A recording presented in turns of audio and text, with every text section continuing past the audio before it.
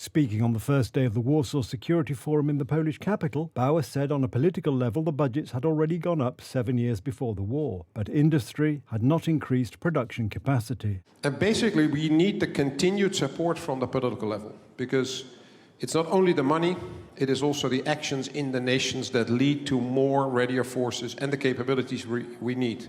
And if you actually see that in the 7 years before the war, the budgets went up already, but the industry did not increase the production capacity. And that has led to higher prices already before the war. And that actually has exacerbated by the fact that we now give away weapon systems to Ukraine, which is great, and ammunition, but not from full warehouses. We started to give away from half full or lower warehouses in Europe, and therefore the bottom of the barrel is now visible.